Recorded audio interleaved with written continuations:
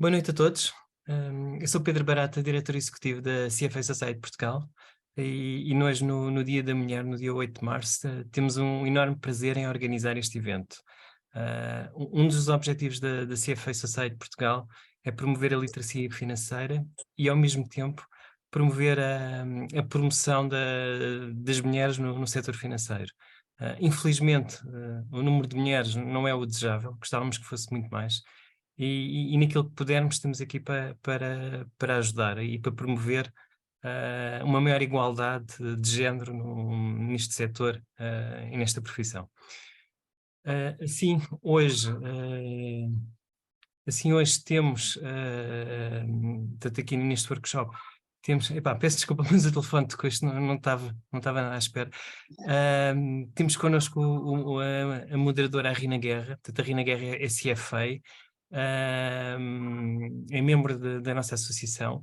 Ela é uma profissional do setor financeiro, já trabalhou em várias organizações como profissional do setor financeiro, nomeadamente trabalhou como analista financeira na Interris, quando começou a sua carreira. Depois, mais tarde, trabalhou como portfolio manager na Amorim Holding. Trabalhou no Banco BIC como na parte de Corporate Finance. Mais tarde foi trabalhar para a França, para Paris. Regressou a Portugal, onde desempenha atualmente no Porto, no Banco Carregosa, funções de Equity Portfolio Manager. Rina, muito obrigado por teres aceito o nosso convite e passo-te a palavra. Muito obrigada, Pedro, por esta introdução tão completa. Eu não quero perder mais tempo, quero aqui apresentar as três fantásticas mulheres que estão aqui à minha frente e que aceitaram hoje este desafio de virem celebrar connosco mais um Dia Internacional da Mulher. Então, em primeiro lugar, apresento-vos a Karina Meireles, que é consultora financeira e fundadora do blog Mila e Família, apresentadora também no Porto Canal, no programa Finanças a Contar. Boa noite, Karina. Apresento a Ela Noren, fundadora do Finanças com Ela, não é isso, ela? Muito bem, muito bem-vinda. Boa noite, obrigada. E a Inês Correia, cofundadora do Finanças no Feminino, portanto, boa noite, Inês. Olá. E vamos tentar perceber então o que é que estas mulheres têm em comum e porque é que aceitaram hoje vir falar connosco sobre o tema do investimento. Portanto, a minha primeira proposta era que cada uma explicasse um pouco o que é que faz, não é? Para percebermos então como é que se enquadram nesta conjuntura mais ligada à área financeira. Karina, posso começar por si? Claro que sim. Vamos lá, então, Karina, explica-nos lá o que é isto de blog, que eu achei muito engraçado, uma coisa mais de família. Então, conte-nos lá. Eu tenho, esse é um dos meus projetos, o milaefamilia.pt, portanto é um blog educacional que faz muito ou passa muita informação das finanças pessoais, o que é isto, educar as crianças, porque é muito importante nós começarmos desde as crianças, não é? E de certa forma eu tenho um filho de 8 anos e também foi uma aprendizagem com ele e fui trabalhando um bocadinho também isso e achei que seria muito interessante criar um projeto deste género. Aliás, o Guto que aparece no blog é o meu filho sem óculos, ele tem óculos, mas o meu filho não tem. E a família que está construída no blog é um bocadinho o espelho, o meu espelho. A Mila era eu quando era pequena, para perceberem um bocadinho a história.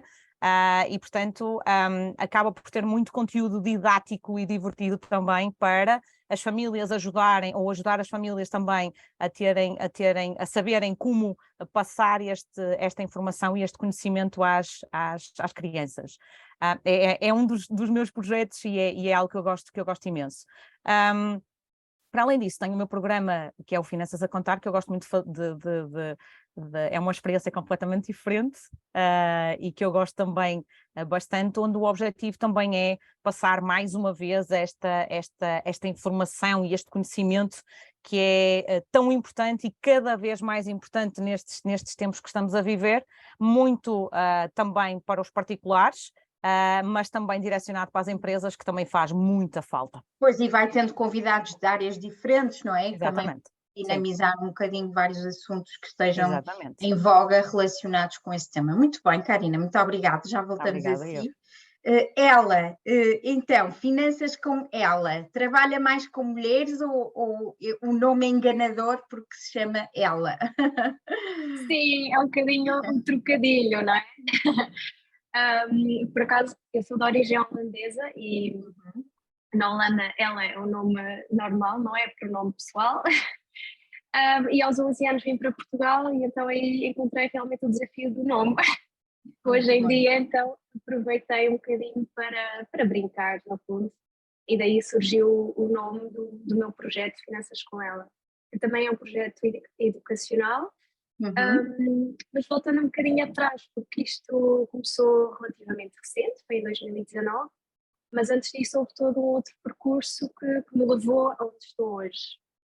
E então eu, depois de acabar os meus estudos, eu fiz um estágio profissional onde eu tinha que trabalhar das 9 às 6, mais coisa menos coisa, ficava sempre mais tempo, porque era bem visto fazer isso, não é?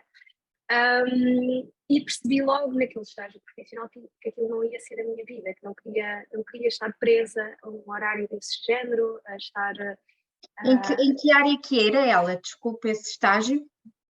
Era na área de comunicação, porque eu tirei a licenciatura em comunicação organizacional, depois especializei-me em marketing pela Universidade de Coimbra, depois ainda fiz um MBA também para tentar ver se ajudava depois na carreira, porque depois deste estágio profissional percebi que tinha que, para poder ganhar mais dinheiro, depois ter mais liberdade, depois percebi que se calhar não ia ganhar a liberdade com dinheiro, mas já lá vamos, tinha que ir para fazer uma carreira corporate, não é? Ir para o mundo internacional, corporativo, e portanto tentei ir por aí. Depois realmente percebi que, ok, quanto mais se calhar ganhava, mais tinha que trabalhar e estava cada vez mais longe de ter aquela liberdade que eu procurava. E então foi aí também que comecei, aliás, já na parte do estágio comecei a investir e foi aí o meu primeiro contacto com os investimentos, que era para ver se conseguia libertar-me um bocadinho deste mundo da roda dos ratos, não é? Que se costuma dizer. E então, corajosa, não é? Corajosa. pois acho que sim, talvez era mais porque tinha que ser, não, para mim não havia outra alternativa. E portanto, depois de muitos anos nesse mundo, felizmente consegui libertar-me, criei o meu próprio projeto, Finanças com Ela, onde hoje em dia participo muito deste processo, não é? E das minhas aprendizagens sobre investimento, e empreendedorismo também. E pronto, foi assim que surgiu. Muito bem, Ela, muito obrigada. Inês, no seu caso, o seu background é muito mais na área financeira, portanto, estes assuntos não a assustavam. Conte-nos lá como é que chegou a este projeto pessoal e qual foi o percurso que fez então na sua carreira. Sim, é verdade, eu estudei Economia, tenho mestrado em Finanças, trabalhei em banca de investimento, depois trabalhei no Banco de Portugal, no Banco Central Europeu, portanto foi muito centrado na área financeira, embora não necessariamente em gestão de carteiras de investimentos, mas muito nessa área, avaliações de empresas, etc. E de facto senti um pouco que aprendi muito com a minha formação, mas eu falo muito que também a minha experiência pessoal provavelmente até foi mais importante do que a minha formação, porque eu estava um bocadinho, como ela referia, eu sabia de investimentos, sabia de gerir o dinheiro, mas depois via-me eu própria a gastar todo o meu salário, a não ter hábitos super consistentes, até que decidi, aos 29 anos, ok, eu vou ouvir falar da possibilidade de se viver dos retornos dos investimentos, então dei assim uma volta na minha vida, comecei a aplicar aquilo que eu já sabia na teoria, não é? E que já tinha aplicado para outras pessoas, e comecei a gerir o meu dinheiro de forma muito mais consciente e também a investir. Então foi um processo tão transformador para mim que eu senti que tinha que explicar isto às pessoas, então criei um blog pessoal em 2019, simplesmente sem nenhum intuito de negócio inicialmente, mas depois rapidamente percebi que havia muitas mulheres e homens, mas principalmente mulheres interessadas no assunto, então decidimos formalizar, eu e a Susana, e criar algo mais formal, não é? Uma empresa, o Finanças no Feminino, cujo objetivo agora é dar formação às mulheres na área das finanças pessoais. E neste momento é aquilo que eu faço, sou cofundadora do Finanças no Feminino, também tenho um canal de YouTube, também sou autora, acabei de lançar o meu segundo livro, e o meu objetivo continua em tudo aquilo que eu faço, é sempre o mesmo, que é descomplicar o mundo financeiro. Eu acredito que está ao alcance de todos, conseguimos gerir o nosso dinheiro de forma a que nos sentimos confiantes, e também acredito que todos poderão ter essa possibilidade de começar a investir. Os valores poderão ser diferentes consoante a vida de cada pessoa, mas acredito que toda a gente tem essa capacidade e tem a possibilidade. É importante transmitir o conhecimento para que as pessoas tenham essa possibilidade. No fundo é um bocadinho tentarem desmistificar, e acho que isso as três têm em comum, desmistificar o que à partida pode parecer complexo e complicado para quem não lida com estas situações no dia a dia e que depois tem medo, não é, de passar à ação, e isso acaba por ser realmente não é verdade, não é? Há produtos simples, há produtos complexos, e aí é fácil começar a poupar e a investir. Karina, voltando a si, então, uma pergunta que eu tenho alguma curiosidade em perceber, já que estamos nesta questão de falarmos mais hoje por ser Dia da Mulher. Nós somos, acho que hoje em dia podemos dizer que somos mais independentes financeiramente do que eram as nossas avós, não é? Claramente que sim. Os orçamentos familiares muitas vezes são geridos pelas mulheres da casa, não é? E como é que vê essa questão relacionada com a parte do investimento? O que é que falta aqui para que, se já são elas a gerir os orçamentos familiares, não é? Temos, se calhar, tantas situações, a nossa irmã, nós próprias, as nossas amigas que o fazem. Então, como é que vê esta questão que as mulheres hoje em dia dão mais importância a esta parte da independência financeira, do facto de terem, no fundo, a casa organizada? Como é que, da sua experiência, o que é que pode partilhar aqui connosco? Eu acho que nós mulheres acabamos por, nesta parte, ser mais ponderadas, portanto, ser mais também emocionais, obviamente, mas acabamos por tomar um bocadinho as rédeas, digamos assim, daquilo que é a gestão familiar. Diga-se gestão familiar, filhos, não é? Portanto, a nossa vida também, o que depois acaba por ter um impacto também significativo. Nós digamos que, de certa forma, acabamos por, eu diria, querer saber até às vezes mais do que na família, não é? Do que os homens, e de certa forma, apesar de existirem indicadores que muitas das vezes são os homens que tomam, que de certa forma acabam por pagar as contas lá em casa, e muitas das vezes isso também, e saiu um estudo agora recentemente da Mastercard, que fala precisamente sobre isto, e diz que 62% das mulheres não têm independência financeira, não acreditam que seja possível inverter a sua situação no futuro, e isto ainda vai mais longe, que é, e pegando agora aqui um bocadinho nesta questão da gestão, que é a percentagem de mulheres que não acreditava ver a sua situação melhorada no futuro, situa-se abaixo da média europeia, na ordem dos 65%. 37% entre os 25 e os 39 anos não acredita vir a alcançar esta independência. É muito importante nós sabermos, e depois tem muito a ver com a gestão que nós fazemos, porque há cada vez mais nestas idades, este estudo também reforça isso, em determinadas idades já vemos muito num casal o ter contas separadas, ou seja, cada um gere uma parte do orçamento, e isto é muito importante, ou seja, ter esta noção, apesar de nós gostarmos muito de querer saber mais e de estar, somos muito mais ponderadas nas decisões que tomamos, comparativamente com os homens, até porque a nossa gestão é imensa, não é? Portanto, nós fazemos a gestão familiar também como um todo, nomeadamente a nível de filhos também e tudo mais. E vê-se cada vez mais as pessoas, os jovens, a ponderarem quando se juntam e quando passam a viver juntos. Este estudo também diz isso, que é ter esta preocupação de ter contas separadas, não é? Ter e também para ajudar a gerir melhor o que é as despesas que nós temos, não é?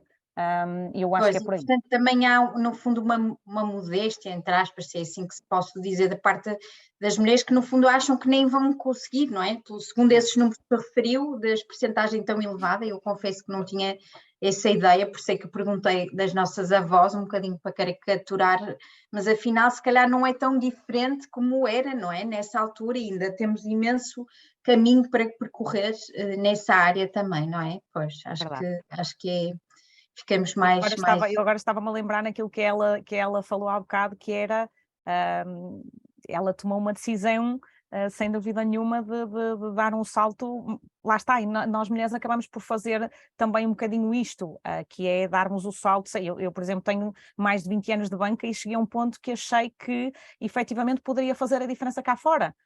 Porque há muito assunto, há muito conteúdo, há muitas noções que as pessoas precisam de saber, e é isto que eu também trabalho no meu dia-a-dia, relacionadas com a banca, que é muito importante. Basta nós pensarmos que uma fatia representativa daquilo que é o orçamento das famílias são as despesas com os bancos, por exemplo.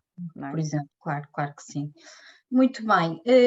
Ela, no seu caso, que está mais habituada a lidar, portanto, com homens e mulheres indistintamente, diria que há, assim, diferenças cruciais entre os dois géneros na forma de verem a parte orçamental, na forma de verem os investimentos, na forma de lidarem, por exemplo, com a questão do risco, não é? Na sua experiência, acha que há este tipo de diferenças marcadas e que lemos às vezes na literatura, ou às vezes não sabemos bem se são coisas empíricas ou se há aqui alguma verdade nisto? Sim, há sempre essa questão, não é?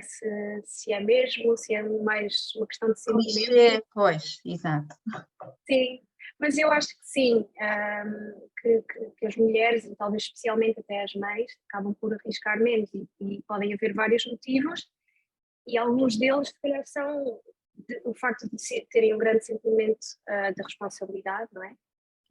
Outro facto é que, se calhar, nós não temos tantos exemplos a seguir. Eu acho que todos nós conhecemos vários grandes investidores masculinos, nomes, mas femininos nem por isso.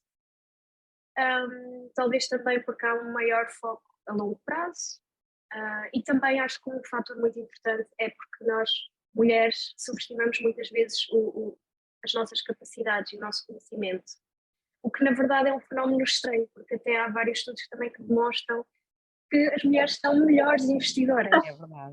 E é curioso, e um desses estudos foi há 20 anos atrás, 2 professores universitários americanos, o Barber e o Onion, demonstraram isso mesmo, que as mulheres são melhores investidoras. E nesse estudo, que se chamava Boys Will Be Boys, eles mostraram que, em média, as mulheres obtêm 1,5% a mais de retorno ao ano do que os homens. E isto acontece não necessariamente porque as mulheres conseguem prever melhor o mercado do que os homens, não é? Ninguém consegue realmente prever, mas porque as mulheres não estão sempre a vender e a comprar ou a negociar. E isso acaba por ter 2 grandes vantagens, que é, por um lado, cometem menos erros, e depois, por outro lado, também reduzem os custos de transação, não é? Claro. E depois também houve outros estudos mais tarde que confirmaram também um bocado essa conclusão, se calhar não de uma diferença de desempenho tão grande, mas mesmo assim. Pois, acabam se calhar por fazer análises um pouco mais profundas que as levam no fundo a ter posições mais tempo, mais, não é? Não estão sempre ali para fazer um trading superficial, digamos assim, não é? Sim, exatamente, eu acho que sim, é um dos grandes fatores. E eu costumo brincar também a dizer que nossa função como mães é estarmos sempre a prever, não é? O que vai acontecer, prever as situações que podem acontecer, podem não acontecer, e investir Sim. É um bocadinho aplicar essa capacidade de previsão, não é? No mundo dos investimentos, é um bocadinho o mesmo paralelo e portanto estamos bastante, no fundo, habituadas da forma como raciocinamos e como pensamos em estarmos constantemente a prever o que é que poderá acontecer. Inês, Uma questão que tem sido bastante abordada nos dias de hoje, já no ano passado era um pouco a questão do ano, acho que todos temos vindo a falar, ouvi falar muito dos investimentos responsáveis, da sustentabilidade, do querer investir melhor por parte de toda a comunidade financeira, portanto essa questão especificamente até se associa aqui ao nosso tema por duas vias. A primeira, eu diria que é a questão própria de investirmos em coisas que causam impacto positivo na sociedade, e será que as mulheres estão mais sensíveis para este tipo de questões? E a segunda é a própria questão relativamente ao S, não é? Que é a parte social, se realmente há uma equidade e uma tendência maior para haver uma equidade nas profissões, no percurso de carreira, tudo isso. Se calhar juntávamos aqui as duas vertentes e a Inês dava-nos a sua perspectiva sobre a questão da sustentabilidade. Sim, claro. De facto, é uma preocupação de muitas mulheres, eu acredito que também de muitos homens, não é? E de facto a tendência de investimentos sustentáveis, a Rina saberá melhor do que eu, é uma tendência crescente no mundo dos investimentos e como é que podemos medir se uma empresa é realmente sustentável ou não. E isso, da minha experiência pessoal, é uma preocupação muito forte de muitas mulheres e também uma das razões pelas quais muitas também não querem investir, porque sentem que o investimento pode não ser sustentável, se calhar não têm as ferramentas para fazer essa análise e acabam por se afastar deste mundo dos investimentos. Não é só esta a única razão, mas de facto a sustentabilidade é um fator muito importante na tomada de decisões das mulheres quando investem. E na realidade, se nós virmos a evolução do mundo dos investimentos, como vemos a evolução do consumo normal, as mulheres são responsáveis por 80% das decisões de consumo. Se isso se transpuser, e eu acredito que no futuro irá para o mundo dos investimentos, então é possível que as mulheres também sejam tenham uma responsabilidade muito grande na decisão do tipo de investimentos a fazer e, portanto, para o próprio mercado financeiro, para as pessoas que trabalham na área, é importante satisfazer este desejo e também para o mundo em geral, não é? Mas de facto as mulheres, eu sinto que há mais essa preocupação quando estão a considerar os seus investimentos. A questão do social, não é? Porque também é um ponto importante, nos investimentos sustentáveis também tem em conta essa questão social. De facto ainda vemos uma diferença de salários significativa, com pouca, depois da pandemia então, com pouca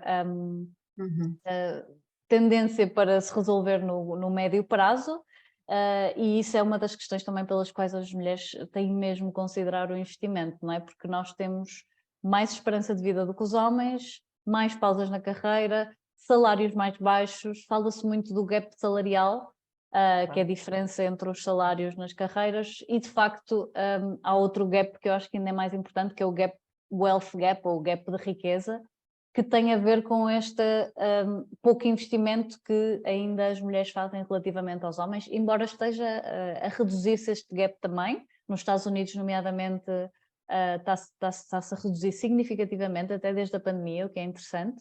As mulheres começaram a investir mais, há dados que mostram isto, mas de facto já há índices, o que é super interessante. Podemos investir em empresas que cumprem com estes critérios sociais, não é? Que cumprem com a equidade nos salários e, portanto, isso também vai ser um tópico importante e que, sim, as mulheres, sem dúvida, eu sinto que há muito essa importância de, ok, eu estou a investir, estou a ganhar dinheiro, mas quero sentir de alguma forma que não estou a fazer nada de errado e que estou a contribuir de alguma forma com o meu dinheiro para empresas que estão a fazer bem ao mundo. Exatamente.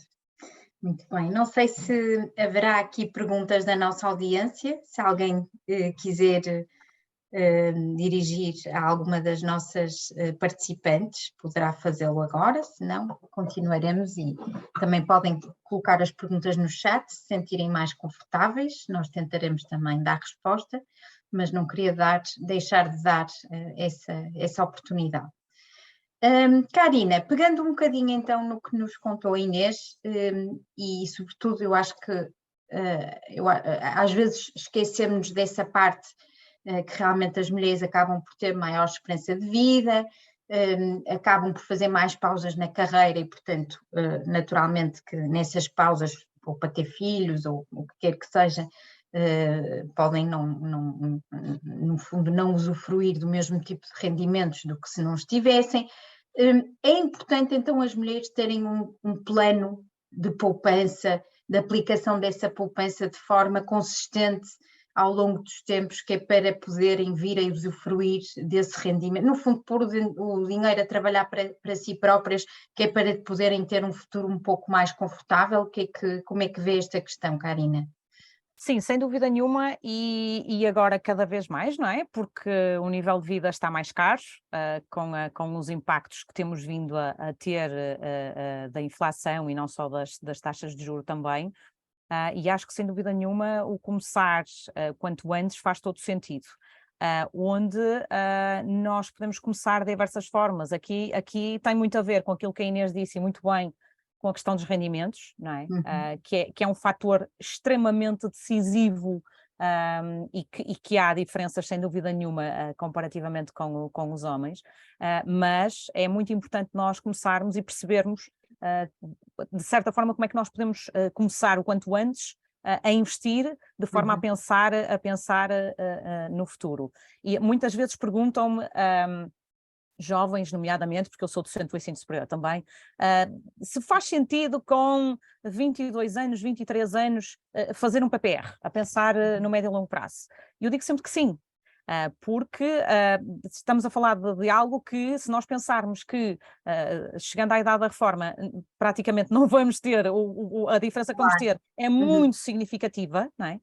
Faz todo sentido nós começarmos o quanto antes a colocar um valor de parte, já a pensar naquilo que será o nosso futuro. E quanto mais cedo nós fizermos isso, mais facilmente nós conseguimos chegar à tal independência financeira também, sendo que aqui é muito importante nós também termos aqui a noção de o que é que nós queremos fazer, não é? Que tipo de investidor é que eu sou?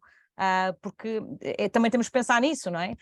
E não é só o PPR, o plano de poupança reforma, pode haver N soluções que podem ser pensadas a longo prazo, onde aqui há vários aspectos que devem ser analisados e que podem ter um impacto muito significativo, nomeadamente a questão da diversificação, não é? Portanto, o que é muito importante, estando a falar em longo prazo também, termos esta percepção. E quanto mais cedo nós começarmos, sem dúvida nenhuma, que o impacto vai ser muito menos significativo, porque vamos tendencialmente conseguindo, de certa forma, chegar à tal liberdade financeira e garantirmos o nosso futuro. Quanto mais cedo começarmos, melhor.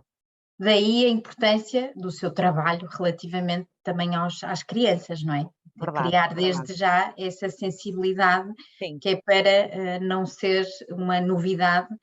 Nós, o povo português, realmente não temos esta coisa na nossa cultura, que é começar a investir desde cedo, como têm os americanos, já na faculdade, já estão, ou antes, não é? Já estão a fazer, pronto, os seus investimentos, ou já têm ideias e já querem pôr em prática e pronto. E nós não somos de todo assim, portanto, eu acho que essa vertente também com os mais novos é muito importante nesse sentido, não é? Portanto, eu acho que quanto mais cedo, concordo consigo, é desde ontem, não é? Já devíamos estar investidos, já passou. E não só, Rina, eu, por exemplo, quando pergunto aos meus alunos em workshops que eu dou, uma das questões que eu coloco é aos mais jovens se eles têm ou tiveram alguma vez mesada ou semanada. Isto indica, eu posso dizer que, por exemplo, numa experiência que tive de uma plateia de cerca de 70 jovens, só 5 mais ou menos é que me disseram que tiveram mesada ou semanada. O que se percebe aqui, sem dúvida nenhuma, que é necessário fazer um trabalho muito significativo, não é? Porque hoje em dia um jovem muito dificilmente consegue pedir crédito de habitação, muito difícil, as rendas estão muito caras e, portanto, é muito importante nós, enquanto família, envolvermos as crianças também nesta questão dos investimentos. Basta pensarmos que nós muitas das vezes acabamos por ter dinheiro que recebemos da prenda dos avós ou da prenda de Natal ou o que for para as crianças, e acabamos ou por colocar no milheiro, é importante que as crianças se envolvam neste processo, que venham ao banco connosco e que percebam para onde é que vai, o que é uma conta poupança, o que é que vai acontecer ao dinheiro, portanto, isso é extremamente importante. Na prática, exatamente, muito bem. Eu vejo que temos, se calhar, aqui algumas perguntas. Eu vou tentar aqui. Se quiseres, eu ajudo-te. Já estive aqui a triar. Está aqui apenas uma pergunta do Lénio Vieira. Ele quer que, se vocês puderem ser mais específicas e identificar que tipo de investimentos é que são feitos então para as crianças, se estamos a falar de certificados da Forre, de certificados do Tesouro, PPRs, ETFs ou outros. Ok. Por mim. Inês, queres começar tu? Força. Sim, eu não sei se é para crianças, mas sendo para crianças, no fundo, ou para qualquer outra pessoa, essas hipóteses que o Lénio referiu são, assim, do meu ponto de vista, as mais importantes. Certificados da Forre e do Tesouro, que são investimentos sem risco e podem ser importantes para objetivos de mais curto e médio prazo, não é? Os PPRs, que a Karina também já falou, planos de poupança-reforma, que podem ser usados para a reforma ou também para outros tipos de investimentos na realidade, mas é uma ótima forma de investirmos, no fundo, delegando a terceiros e com benefícios fiscais a gestão dos nossos investimentos. ETFs também, que são Exchange Traded Funds, que no fundo é uma forma de investirmos em bolsa e seria mais de forma autónoma cada pessoa, e que pode fazê-lo, em vez de investir numa ação individual, que exige muito mais complexidade, analisar uma ação individual, pode investir num cabaz de ações. Então, em vez de investir numa EDP ou numa Amazon, e a dificuldade que é fazer a análise, até para profissionais, não é? De se aquele é o momento ideal para comprar aquela empresa, quanto é que vale efetivamente aquela empresa. Para um particular ainda muito mais complexo então investir em ETFs, que é investir em conjuntos. Ainda tem o benefício da diversificação, não é? Porque estamos a investir num conjunto grande de empresas que fazem coisas diferentes, não é? Exatamente. Portanto, tem imensos benefícios para investidores individuais, nomeadamente a diversificação é super importante, os custos baixos e, no fundo, uma simplificação do processo de investimento, não é? Porque não temos que fazer essa análise tão detalhada, muito menos risco, portanto, investir.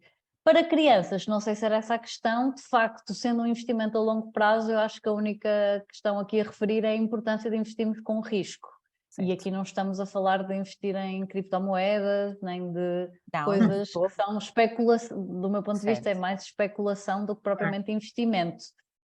Então, para crianças, eu acho que isso é que é importante referir, não é? Que considerar o risco, e também temos que aqui desmistificar a questão do risco, mas o risco de facto é mesmo do investimento, é mesmo no curto prazo, quando estamos a falar de investir em longo prazo, desde que saibamos o que estamos a fazer, ou que confiemos num PPR e, portanto, confiamos nas pessoas que estão a gerir o nosso dinheiro, faz todo o sentido considerarmos para uma criança um investimento num PPR ou até num ETF, também pode ser uma hipótese. E até os PPRs podem ficar em nome das crianças, portanto isso também é outra questão interessante. Eu até me arriscaria a dizer que, no fundo, quanto mais crianças, melhor, mais perfil de risco têm, portanto quase que podemos, não é? Que a Inês referia há pouco no início da sua frase, era exatamente isso, que é, as crianças têm um horizonte temporal muito mais alargado do que nós adultos, portanto, podem suportar situações temporárias de perdas muito mais do que nós adultos. Portanto, à partida, os produtos mais adequados para as crianças até são os que têm maior risco, tirando aqueles ativos especulativos que a Inês muito bem referiu, mas acho que é importante vincar esta questão do horizonte temporal e do perfil de risco, não é? Acho que exatamente, é isso que permite. Muito bem. Eu queria só acrescentar aqui uma coisa. Karina, ela, força.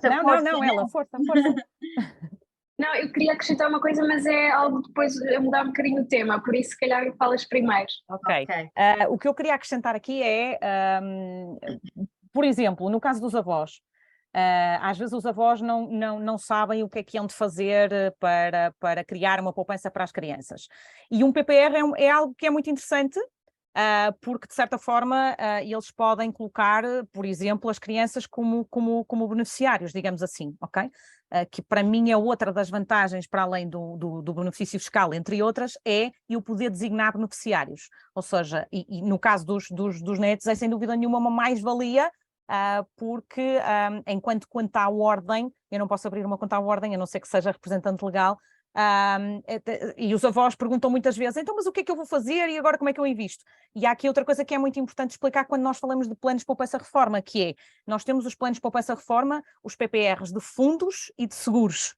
De fundos estamos a falar de capital variável, rentabilidade variável, de seguros estamos a falar de capital e taxa garantida. Logo, à partida aqui temos riscos diferentes, ok? Potenciais de rentabilidade completamente diferentes e, portanto, cabe-nos a nós fazer aqui um bocadinho a perspectiva e falando aqui um bocadinho daquilo que já a Rina e a Inês disseram, as crianças têm muito mais potencial porque a idade, não é? Portanto, são muito jovens e, portanto, têm mais propensão para estar mais tempo. E, portanto, aqui o risco acaba por estar diluído no tempo, se assim se poderá dizer. Exatamente. E o potencial de ganho pode ser muito interessante. E há muito a ideia de os avós, o que é que eu vou fazer agora? Pode ser, sem dúvida, uma atenção, e há muita gente ainda que olha para um PPR e diz, mas isso é só para a reforma. Isso é só... Não, há PPRs muito interessantes no mercado que podem ter rentabilidades que possam fazer sentido e ser uma opção em termos de diversificação, por exemplo, para as crianças também. Muito bem. Ela. E para acrescentar também que os PPRs não precisam de ser só usados na reforma, não é? Podemos também usá-los antes da reforma. Muita gente também não sabe isso. Pois, às vezes é que é um bocadinho falta de conhecimento do que propriamente, não é? Eu gostava de perguntar em que é que investem as mulheres? Quem é que quer responder? Inês, queres falar tudo? Posso responder. Eu trabalho mais diretamente com mulheres.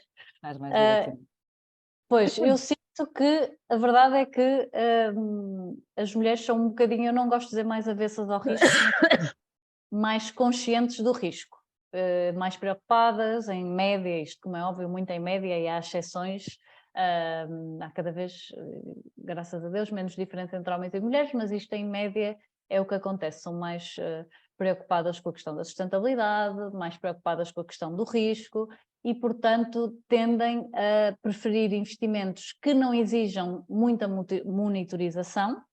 Eu pessoalmente também prefiro, ou seja, ou delegando num fundo de investimento para fazer a sua gestão dos seus investimentos, nomeadamente através de um PPR. Não é? Exatamente. Exatamente. E nomeadamente através de um PPR. Ou então também investindo muito através dos tais ETFs, que no fundo é investindo num conjunto, lá está, como a Rina referiu, é menos arriscado do que investir em empresas individuais e é uma estratégia, digamos assim, mais simples de aplicar. A verdade é que é uma coisa que eu falo muito, se olharmos para a história da Bolsa, nomeadamente a Bolsa norte-americana, nunca houve um período em que a Bolsa desceu para sempre, a Bolsa sempre recuperou. Esperemos que continue assim, claro que o passado pode não ser representativo do futuro, mas foi o que aconteceu nos últimos 100 anos. E, portanto, investir na média da Bolsa, num índice do mundo ou das 500 empresas maiores dos Estados Unidos ou do mercado norte-americano, é uma estratégia muito apelativa por parte das mulheres, porque aquela ideia de trading e de estar o dia todo em frente a ecrãs quando as mulheres têm mil e uma coisas que fazer, não é? Estão sobrecarregadas socialmente com imensas outras tarefas não remuneradas, não é nada apelativa. Então esta simplicidade no mundo dos investimentos eu sinto que apela muito às mulheres. Também sinto que no Finanças no Feminino é isso que interessa muito, porque o mundo dos investimentos às vezes é vendido de forma muito complexa, não é? Então eu sinto que as mulheres procuram muito esta simplicidade, mas ao mesmo tempo tendo uns retornos interessantes, sem ter aquela necessidade de vou duplicar o meu dinheiro e de ver o investimento como um jogo, mais como esta questão de ter retornos interessantes sobre os seus investimentos, com o risco relativamente contido. Mas quando sabem o que é efetivamente o risco, sinto que as mulheres estão tão aptas para investir em bolsa como os homens. Muito bem. Ela, partilha um bocado desta opinião ou tem outra visão diferente também pelo facto de lidar com públicos diferentes? Não, na verdade, partilho um bocadinho da mesma opinião. Lá está, depois cada caso é muito um caso, não é? E eu confesso que, na minha perspectiva pessoal, e tenho que a manter pessoal, obviamente, mas aí não sinto grande diferença, nem nunca senti a nível profissional, nem a nível de como investidora, nem depois de ser mãe também, mas se calhar tive alguma sorte, não sei. Mas pronto, também nunca foi muito o foco, lá está, nem pelo mercado que eu trabalho, não é? E da audiência. Portanto, se calhar até nem vejo muito essas diferenças e se calhar até é bom. Mas queria também só acrescentar já agora uma coisa que é algo importante que estávamos a falar, quanto mais cedo começamos melhor, não é? Mais o dinheiro trabalha para nós, mais beneficiamos dos juros compostos, só que também nunca é tarde para começar e acho que também é um ponto muito importante porque há muitas pessoas e mulheres também, obviamente, que me perguntam, eu tenho 30, tenho 40, tenho 50, é tarde para começar? E na verdade não é? Nós podemos sempre começar a investir, temos é que ter em conta, obviamente, o nosso horizonte temporal, porque não podemos arriscar da mesma forma, tendo um horizonte temporal mais reduzido, claro. Mas de qualquer maneira podemos sempre começar, nunca é tarde. Portanto, acho que isso também é um ponto importante para quem... Ela, eu acho que já respondeste aqui a uma questão que eu estava a ver que já... era? É, desculpa. Não, ainda bem, pronto, fez um 2 em 1, não é? Já respondeu, exatamente. Uma pessoa que realmente que é mais velha ainda vai a tempo, claro que sim, não é? Sempre a tempo. Exatamente. A questão do horizonte temporal é importante, a questão que mais outras questões é que acham que tem que se ter em conta quando estamos a traçar um perfil de investimento de uma pessoa, para além do perfil de risco e do horizonte temporal. Que questões é que vos vêm assim logo à cabeça que devem ser consideradas para que seja ajustado àquela pessoa? Olha, Eu diria sempre a diversificação.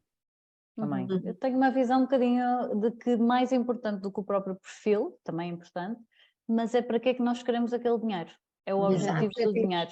Exatamente. Não é mais importante do que o perfil da pessoa, porque eu sinto que se nós, de facto, se a pessoa compreender o que é o risco de investir em bolsa, se de facto for feita esta distinção entre o risco de investimentos e o risco de produtos especulativos, são coisas que se misturam muitas vezes, não é? E são coisas totalmente diferentes. Uma coisa é investirmos numa criptomoeda que ninguém conhece, podemos facilmente perder o nosso dinheiro todo. Outra coisa é investirmos em bolsa, que são empresas super reguladas, empresas que, enfim, à partida são muito focadas no crescimento, etc., que têm montes de regras de governance e a probabilidade de irem à falência é relativamente reduzida, embora aconteça. Portanto, este risco de investimento é totalmente diferente do risco de um produto especulativo. Então, quando as pessoas compreendem isso, eu acho que mais do que o perfil é para que é que eu quero este dinheiro? Este dinheiro é o meu fundo de emergência, é aquela almofada financeira que se me acontecer alguma coisa eu preciso ter disponível logo. Ok, então não vou investir com risco, não é? Se calhar um depósito a prazo, um certificado de aforro. Mas este dinheiro é para a minha reforma? Então faz sentido. É o longo prazo? Faz sentido investir com risco.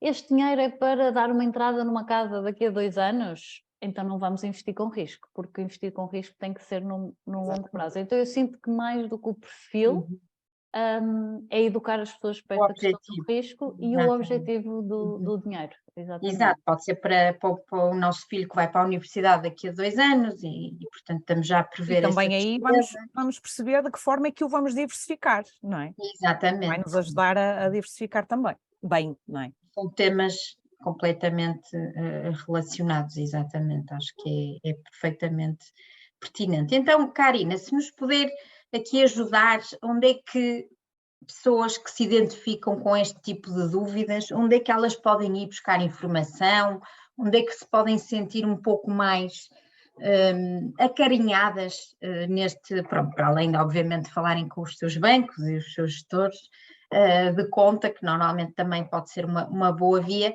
O que é que aconselha, que tipo de informação é que devem procurar? Eu diria que, por exemplo, a DECO faz um trabalho muito bom, ok? E, portanto, tem imensa informação, nomeadamente o Banco de Portugal. Muitas das vezes nós não fazemos ideia a quantidade de informação que o Banco de Portugal tem no site e que nos pode transmitir, nomeadamente a nível de vídeos, em que eles explicam muitíssimo bem como é que nós devemos atuar ao nível também desta parte da literacia financeira. E, portanto, existem entidades, nomeadamente a CMVM também, existem entidades que nos podem dar um apoio e uma informação adicional também muito interessante, e que muitas das vezes nós achamos que, ou nem nos lembramos que elas estão lá, e que sem dúvida nenhuma que têm um papel muito representativo, obviamente para além das pessoas que trabalham nos bancos e que fazem um trabalho muito, muito, muito interessante, mas sem dúvida nenhuma que eu cada vez mais noto que as pessoas gostam de saber uma segunda opinião, não é? Uma espécie de uma segunda opinião. E acho que faz todo sentido, não é? Porque cada vez mais... Si, não é? Exatamente. E, portanto, entidades como as que eu referi, nomeadamente a DECO, como disse o Banco de Portugal tem imensa informação, nomeadamente sobre uma conta que eu falo muito, que é a conta de serviços mínimos, tem imensa informação para a pessoa perceber efetivamente se faz sentido e se é possível ou adequado à questão ou à necessidade que ela, ou à pessoa, neste caso, que tem a conta. E, portanto, sem dúvida nenhuma, cabe-nos a nós, muitas das vezes, eu costumo dizer que, com quem trabalho, que nós, enquanto pessoas, temos um papel muito representativo, nós temos que buscar a informação, temos que querer saber mais, e nós temos muitas entidades à nossa disposição que nos dão essa informação, e à qual nós podemos, sem dúvida nenhuma, utilizá-la a nosso favor, no sentido de estar cada vez mais informados. Interessante, porque realmente eu se não tivesse ouvido de si, acharia que esses sites, a informação seria para pessoas mais da área, não é? Digamos assim, portanto, o leigo, digamos assim, normal, não iria... Nomeadamente o Banco de Portugal agora faz vídeos, inclusive a falar sobre algo que está muito ligado à literacia financeira, que é a literacia digital. E portanto, não é? Portanto, estas duas temáticas ligam-se muito e eles estão sempre muito preocupados com esta informação, e no próprio site, o site é muito intuitivo. Tem lá, por exemplo, uma opção que diz cliente bancário. No cliente bancário eu consigo ter uma série de informação, e portanto, de certa forma, vai-me acrescentar valor, porque eu acabo por complementar com aquilo que eu faço, nomeadamente ao nível de contas, ao nível de crédito, e portanto eu posso estar mais informado porque eu tenho ferramentas para isso. Muito bem, já nos ajudou aqui imenso. Ela, tem algum conselho a dar aqui às nossas ouvintes que venham ter consigo e digam: eu não sei nada disto, o que é que eu faço, qual é o primeiro passo, que formações é que posso ter, que conselho é que daria? É assim, eu acho que o conhecimento é realmente o mais importante e é o primeiro passo, não é? A aprendizagem. E há imensas fontes gratuitas, portanto nem é preciso pagar para aprender, basta dedicar algum tempo. Muitas vezes nós não temos essa prioridade, não é? Nós, temos sempre outras coisas que acabam por ser mais importantes, mas dedicar mesmo um tempo para a nossa formação, para o nosso desenvolvimento e aumentarmos a nossa literacia financeira. E depois outro ponto que acho que faz muita diferença é a prática, porque sem a prática nós também não vamos conseguir aprender, é como aprender a nadar, não é? Nós temos que ir para a água para aprender, não conseguimos aprender a nadar com um livro. Portanto, a prática e isso também nós podemos começar a investir com pouco. Mas aí já está dinheiro em jogo, e essa palavra não é muito correta porque não estamos a jogar, estamos a investir, mas a verdade é que ao termos o dinheiro lá e vermos o dinheiro a crescer ou não é? Isso já acabamos por ganhar uma motivação diferente para se calhar aprender mais também. Portanto, pôr um bocadinho para ver como é que é, não é? Porque no limite, se correr mal, também não estamos a investir muito, e é para ficarmos um bocadinho mais sensibilizados como é que estas coisas, se calhar também uma pergunta para a Inês, se calhar as pessoas veem como todo as plataformas tecnológicas como sendo mais um muro, não é? Mais uma entrave para investir, porque têm medo, nunca fizeram. Que conselhos é que dá a esse nível, as mulheres e a tecnologia? Eu às vezes brinco um bocado e digo, bem, não podemos pôr as duas coisas na mesma frase, não funciona. Contra mim falo, mas eu aplico-me nessa frase, portanto não estou aqui a ser, eu e tecnologia acabamos por não funcionar tão bem, mas que tipo de conselhos é que pode dar a pessoas que acham que pode ser esse o grande entrave e que não sabem mexer com as plataformas? Na realidade, as plataformas são a grande abertura, porque as plataformas permitem que nós façamos um investimento de forma autónoma, enquanto há 20, 30 anos atrás, não é? 40, teríamos sempre que ligar a alguém, demorava muito mais tempo, os custos eram muito mais elevados, portanto, alguns mitos do investimento têm a ver com o facto de não existirem as plataformas, como investir é só para quem tem muito dinheiro, porque efetivamente antigamente era, porque era todo um processo investir, não havia esta facilidade de investimento que há, mesmo os próprios fundos de investimento, não é só para pessoas individuais, então esta tecnologia permitiu reduzir enormemente os custos de investimento e permitiu que hoje em dia praticamente toda a gente que tenha acesso à internet, não é? Possa fazê-lo e, portanto, não é um inimigo, na realidade as plataformas são mesmo o amigo que nos permitem dar este passo mas de facto é outra questão, que é as plataformas são um bocadinho assustadoras, não é? Aquilo é muita informação de uma só, a maior parte de nós efetivamente também não precisamos, e a própria publicidade, outra questão interessante, que é a própria publicidade das plataformas muitas vezes, embora já há algumas plataformas que não, mas têm uma conotação, então até há uns anos atrás, muito... tem aquela publicidade tipicamente masculina. Pois. Eu recordo-me de carros de corrida, assim, não é que as mulheres não gostam, mas são coisas que tipicamente, em média, são mais interessantes para o público masculino. Eu recordo-me de haver publicidades de cerveja, muitos homens, portanto, algo que não, cores muito vermelho, algo que tipicamente, e como é óbvio uma generalização, pode haver imensas mulheres que gostem deste género de publicidade, mas à partida estão claramente a chamar mais o público masculino e, portanto, isso é outra questão que afasta ainda mais as mulheres de forma inconsciente. Mas, na realidade, as plataformas são incríveis, é o que permite que toda a gente possa investir e também é o que permite que os custos de investir se tenham reduzido enormemente nos últimos anos. Quer-nos dar alguns exemplos de coisas específicas que as pessoas possam consultar, pelo menos para ver como funciona, Inês?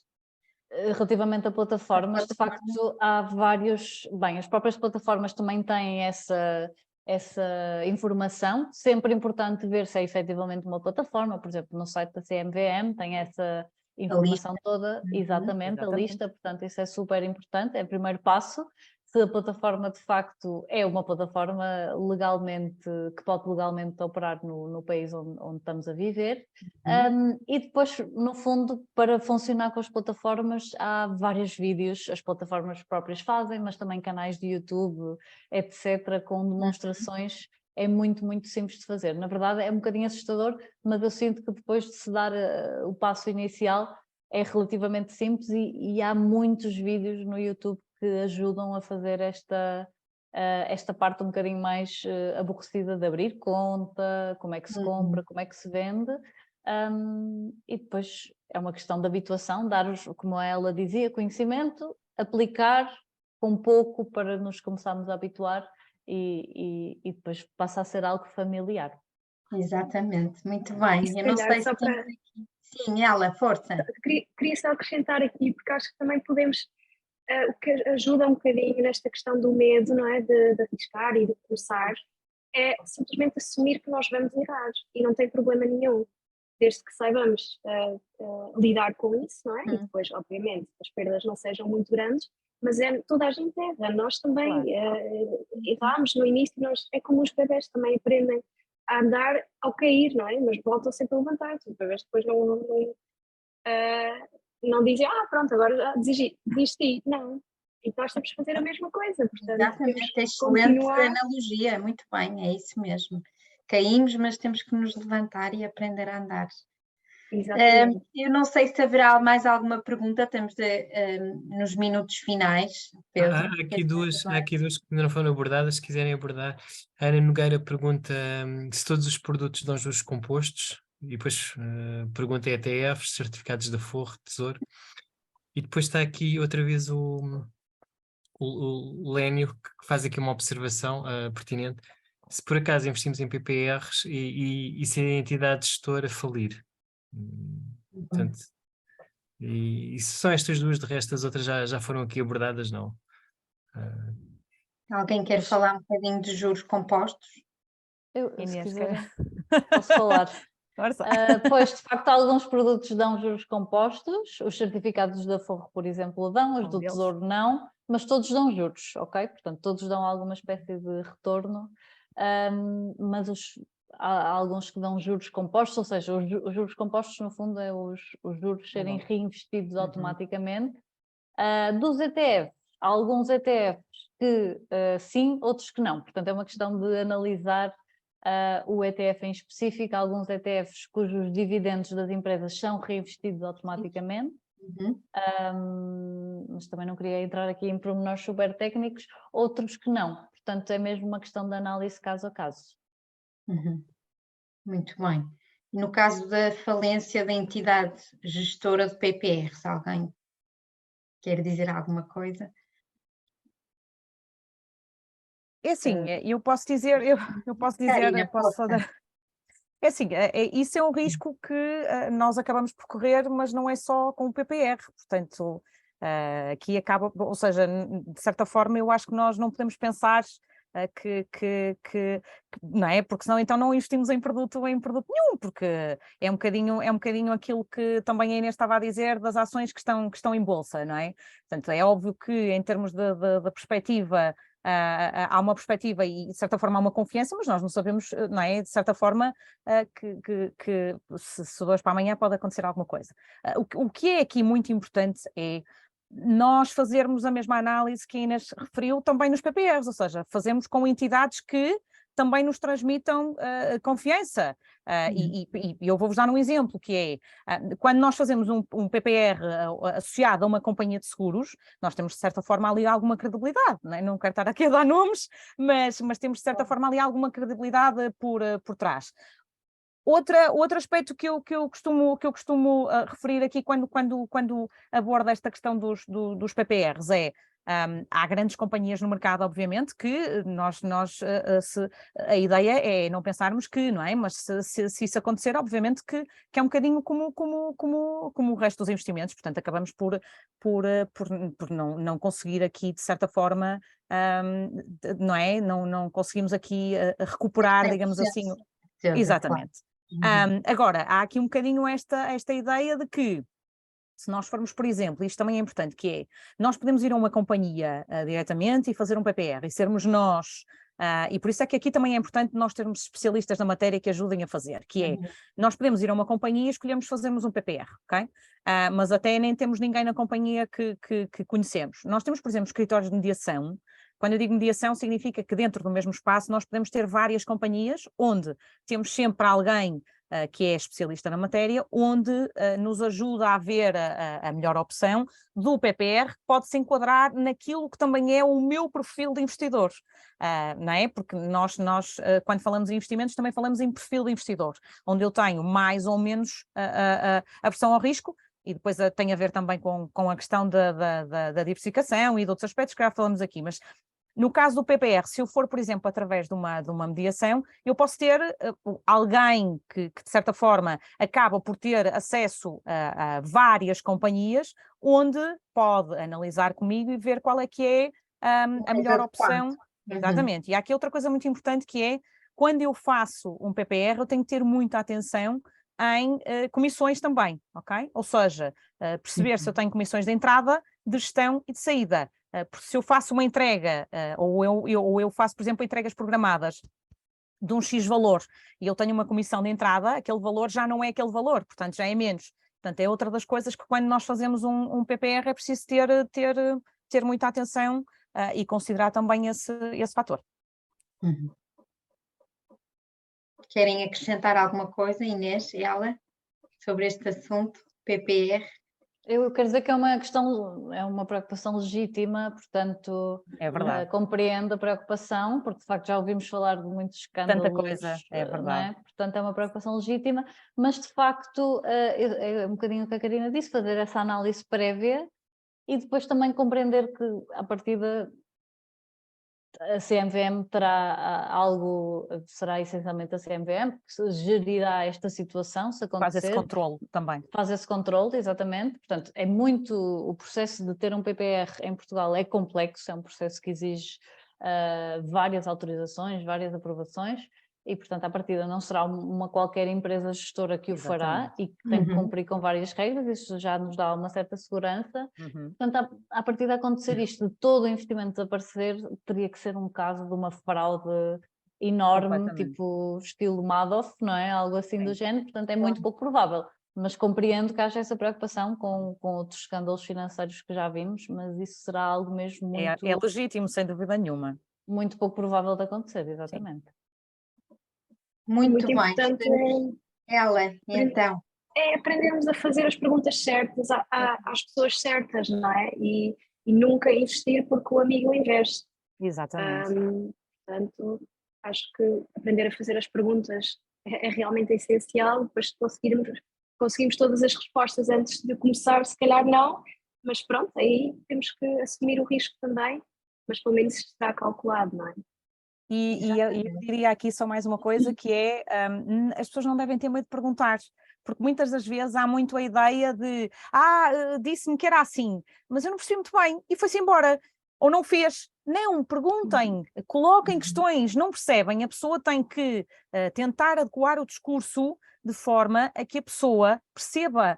E se tiver que repetir mais que uma vez, tem que repetir mais que uma vez. Porque hoje em dia, mais ainda a nível de investimentos, nós temos de fazer as coisas de forma consciente e saber exatamente naquilo que estamos a investir e como é que estamos a investir e como é que vamos fazer, e com alguém especializado, obviamente, mas coloquem questões, é isto que eu também queria dizer aqui, porque é muito importante, não é colocar questões, por exemplo, os investimentos é uma das situações, não colocar questões depois de fazer, não, colocar questões antes e ler toda a informação que é dada, porque nós podemos trazer a documentação para casa ou ler toda a informação em PDF que nos é disponibilizada, e anotem as dúvidas, coloquem questões, que é muito importante, não é?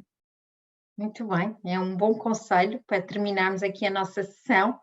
Já agora vou só intervir, só um complemento, as vossas respostas foram excelentes, mas só um complemento que em Portugal existe o sistema de indenização ao investidor. Em caso de uma entidade ir à falência, garante até 25.000 euros a cada investidor. Portanto, isto é pelo menos uma garantia mínima. Era só mesmo para complementar. Porque Claro, é um apoio importante. Ótimo. É por número de contribuinte, não é, Pedro? Sim. Por número de contribuinte. Sim, sim. E também nas próprias plataformas de trading, o que é importante. Sim. Portanto, E no caso dos depósitos a prazo é um bocadinho diferente. Nos Os depósitos a prazo é 100.000 euros. Exatamente, por depositante, exatamente.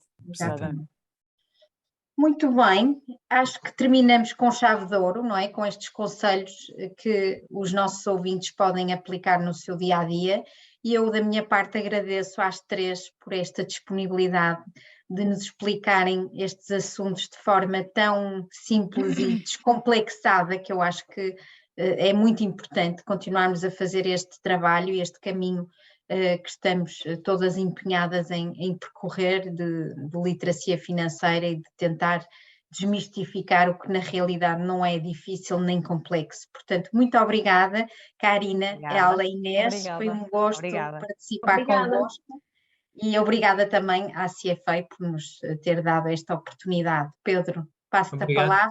Okay. Então eu agradeço a reter as palavras da Rina, é só uma cópia o que eu vou dizer, portanto agradeço às três por terem aceito o nosso convite, acho que isto foi uma excelente sessão.